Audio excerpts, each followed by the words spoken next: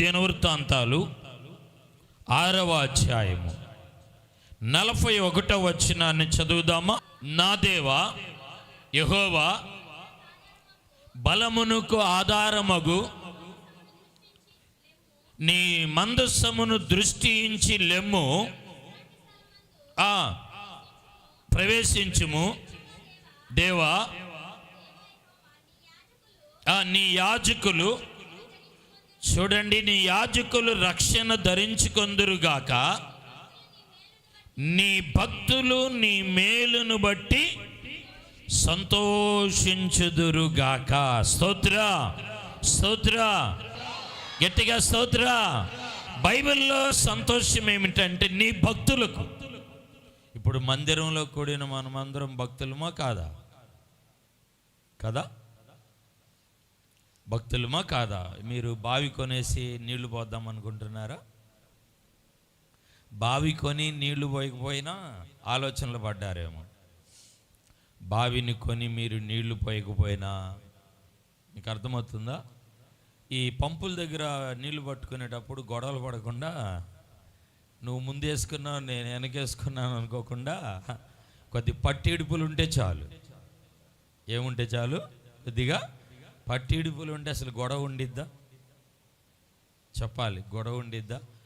కొంతమంది ఊరకనే బండి తగలంగానే, ఆటో తగలంగానే, 2 వీలర్ తగలంగానే చిన్నదానికి ఎంత గొడవ పెట్టుకుంటారు. భక్తులు అనబడిన వారు అలాగ గొడవలకు వెళ్ళరు.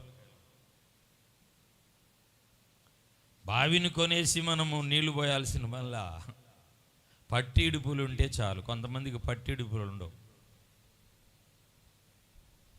కొంతమందికి ఏముండవండి, పట్టి విడుపులు ఉండవు. వాక్యం ఏమంటుందంటే బైబిల్ గ్రంథములో, తన భక్తులైన వారికి దేవుడు ఏం చేస్తాడంటే మేలులు చేసి సంతోషాన్ని ఇస్తాడు. దేవుడు మేలు చేస్తాడు. ప్రజలా గట్టిగా స్తోత్రం చెల్లిద్దాం. తన భక్తులకు ఆయన మేలు చేస్తాడు. తన భక్తులు అనబడిన వారికి దేవుడు ఏం చేస్తాడండి? మేలులు చేస్తాడు. మేలును చేసే దేవుడు. హెబ్రీ పత్రికలో 9వ అధ్యాయము 11వ మాటను చదువుదామా? అయితే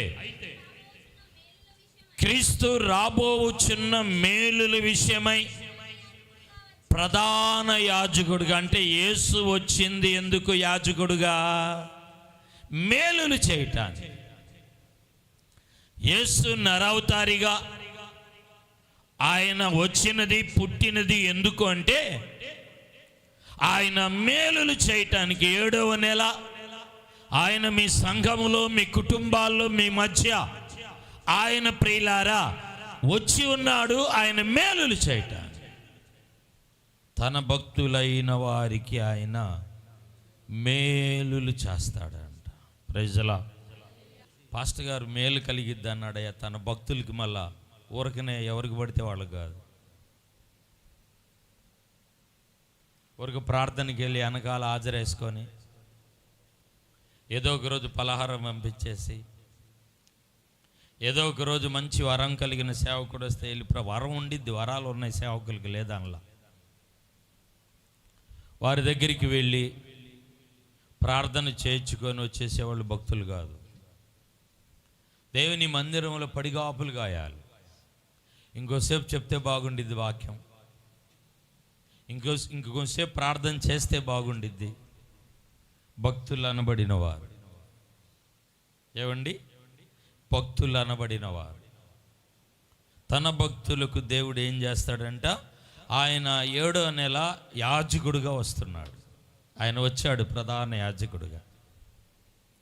ఆయన వచ్చింది ఎందుకు అంటే, వాక్యంలో పుట్టింది ఎందుకంటే నరావతారిగా మేలులు చేయటానికి. స్తోత్రం. మీకు మేలు కలుగునుగాక, మీకు మేలు కలుగునుగాక. ప్రజలా స్తోత్రం. హల్లెలూయా, ఆమేన్, హల్లెలూయా. ఏంటి మేలు అంటే, రోమీయులకు రాసిన పత్రిక 8వ అధ్యాయం 28వ మాట, దేవుడు ప్రేమించు వారికి, అనగా సంకల్పము చొప్పున పిలువబడిన వారికి మేలు కలుగుటకై సమస్తమును సమకూడి జరుగుచున్నవని ఎరుగుదుము. మీరు ఈ నెలలో ఏమి ఎరుగుతారంటే, మీకు మేలు ఏంది జరిగేది తెలుసా? సమకూడిద్దండి. స్తోత్రం. అందరు గట్టిగా స్తోత్రాలు చెల్లిద్దాం. సమకూడిద్ది. ఆమెన్ చెప్పండి. చెప్పండి అందరూ. సమకూడిద్ది. దేవుని సమకూర్పు అంటే ఏంటంటే, సాధ్యము కానిది సాధ్యమయ్యేటట్టుగా చేస్తాడు. సాధ్యము కాని దాన్ని దేవుడు ఏం చేస్తాడండి? సాధ్యపరుస్తాడు. బైబిల్లో మనం చదువుకుంటున్న వాక్య భాగములో మేలులు సమకూడును అన్నాడు.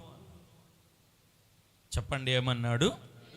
మేలులు సమకూడును.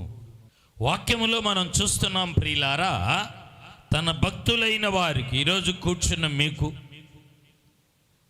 దేవుడు మీకు సమకూర్పు అనుగ్రహిస్తాడు. మీకు సమకూర్చబడుతుంది. ఏవేవి 6 మాసాలు సమకూర్చబడలేదో నా దేవుడు దాన్ని ఆయన సమకూరుస్తాడు. ప్రజల నా దేవుడు ఏం చేస్తాడండి? సమకూరుస్తాడు. ఆయన సమకూర్చే దేవుడు. ప్రేమ కలిగిన మా తండ్రి, మహిమా స్వరూపుడా, ఈ ఉదయకాలమున చక్కగా మీరు సంతోషమిస్తారు. హృదయంలో ప్రభువా ఘనకార్యాలు మా కుటుంబాల్లో చేసి మీరు ఆనందమును సంతోషాన్ని కలుగు చేస్తానన్నారు. నీ ప్రజలను మీరు దీవించి ఆశీర్వది, నీ ప్రియబిడ్డలను మీరు దీవించి బలపరచండి ప్రభువా. ఈ ఉదయకాలపు సందేశం ప్రభువా కుటుంబాలకు, బిడ్డలకు దీవెనకరంగా, మేలుకరంగా, ఆశీర్వాదకరంగా కొనసాగి మీ నామానికి మీరు మహిమ తెచ్చుకోమని ప్రార్థిస్తున్నాను తండ్రి. మీకు వందనాలు, మీకు స్తోత్రాలు ప్రభువా. కూడిన సంఘాన్ని, ప్రియబిడ్డలను దీవించి ఆశీర్వది బలపరచండి తండ్రి. మీకు వందనాలు. కూడిన సంఘము చుట్టూ మీ కంచివై నీ మహాకృపను మీరు తోడుగా ఉంచి దీవించండి ప్రభువా. ఎత్తబడిన కానుకను దీవి, కానుకను మీరు ఆశీర్వది ప్రభువా. వారి కష్టకాలములో కృప తోడుగా ఉంచండి తండ్రి. ప్రభువా, ఎవరి అవసరత కలిగి వచ్చారో వారి అక్కర్ల అవసరతలన్నీ తీర్చి మీరు నడిపించండి. ఉదయకాలపు దీవెన, ఉదయకాలపు ఆశీర్వాదాలతో నింపి భద్రపరచమని యేసు నామమున ప్రార్థిస్తున్నాము తండ్రి. ఆమేన్. పరమ తండ్రి అయిన దేవుని ప్రేమ, కుమారుని యొక్క నిత్య సత్య కృప, పరిశుద్ధాత్మిక అన్ని సహవాసము కూడిన సంఘానికి, ప్రాంతానికి తోడై ఆశీర్వదించి బలపరిచి ఉదయకాలము దీవించునుగాక.